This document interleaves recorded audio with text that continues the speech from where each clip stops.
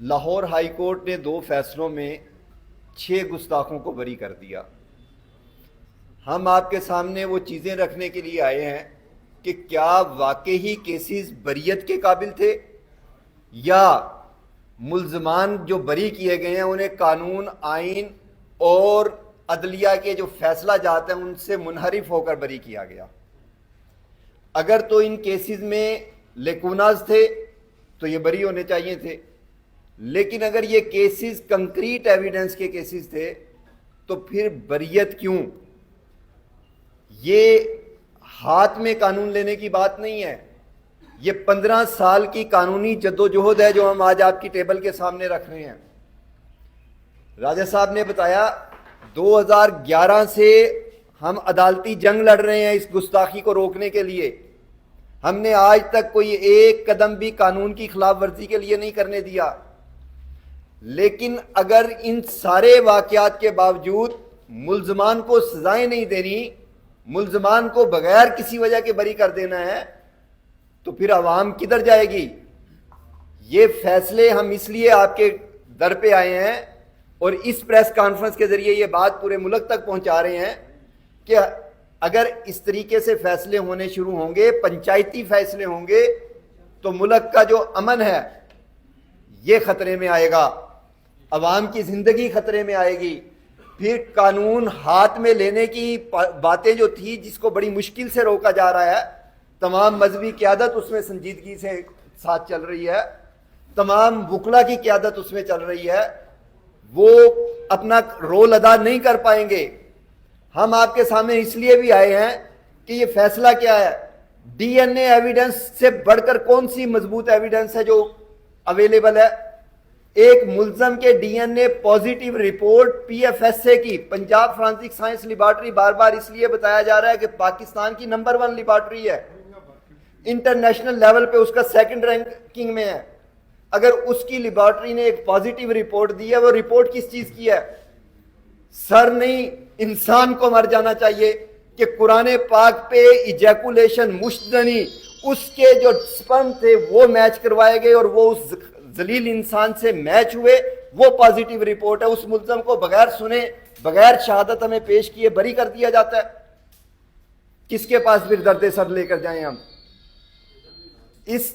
اب آگے آپ نے آرڈر لکھا ہوا ہے، یہ آرڈر پڑا ہوا ہے عدالت کا، اس میں کہہ دیا گیا کہ ایس پی نے تفتیش نہیں کی۔ بھئی یہ اسپیشل لا ہے، گورنمنٹ لیجسلیچر نے اس کو اسپیشل بنایا ہے، اس کی تفتیش کے لیے ایک ایجنسی اسپیشل کریٹ کی گئی ہے، ڈپٹی ڈائریکٹر اس کا تفتیشی افسر ہوگا، اس کا رینک گریڈ 18 ہوگا جو ایس پی کا رینک ہے، اس نے تفتیش کی ہوئی ہے۔ آپ نے 4 پیرے لکھ کر تمام کیسوں کو آپ کہتے ہیں کہ یہ ریلیف دینا شروع کر دیا جائے نیچے، ایسا نہیں ہوگا۔ آنریبل سپریم کورٹ کا حالیہ دنوں کا فیصلہ جو ہے اس میں انہوں نے وضاحت کے ساتھ لکھا ہے کہ یہ ڈپٹی ڈائریکٹر جو ہے وہ ایس پی رینک ہے۔ تو آپ سپریم کورٹ کے فیصلے کو بھی نہیں مان رہے، قانون کو بھی نہیں مان رہے، پھر کس سائڈ پر ہم لے کر جائیں؟ آپ کہتے ہیں 196 تو تب لگے گا جب یہ پی پی سی کا قانون سیکشن لگے ہوں گے۔ یہ تفتیش ہو رہی ہے پیکا کی، اسپیشل لا ہے، یہاں سی آر پی سی نہیں چلے گا۔ دوسرا، بری کرنے کی ایک وجوہات یہ بتا دی گئی کہ مدعی نے کیس ثابت کرنا ہے، مدعی نے ثابت کرنا ہوتا ہے، مدعی تو صرف انفارمر ہے، استغاثے نے کیس ثابت کرنا ہوتا ہے۔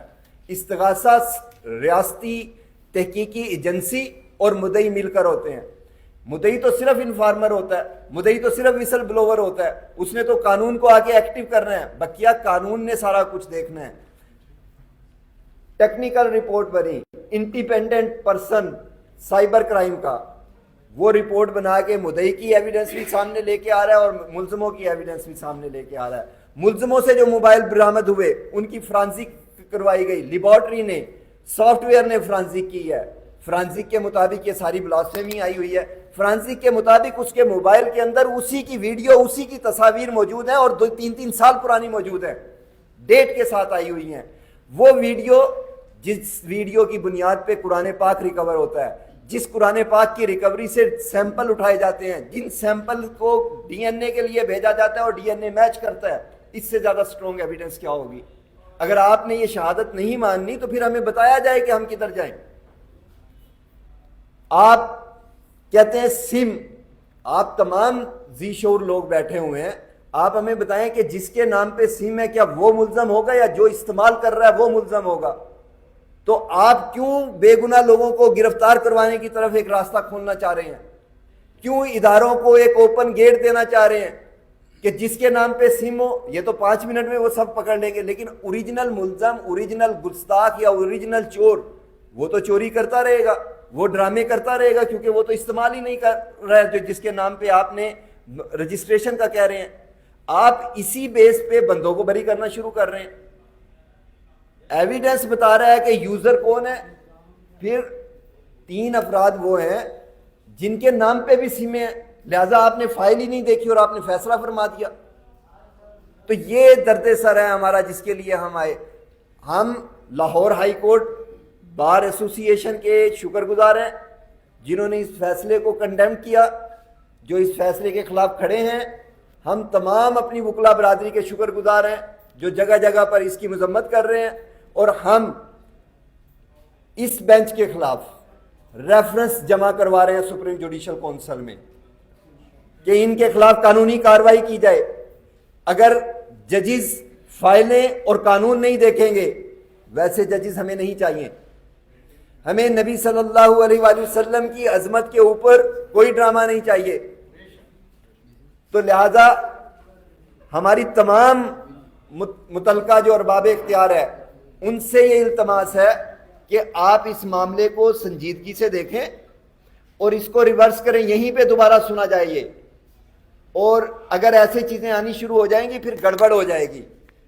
تو میں اپنی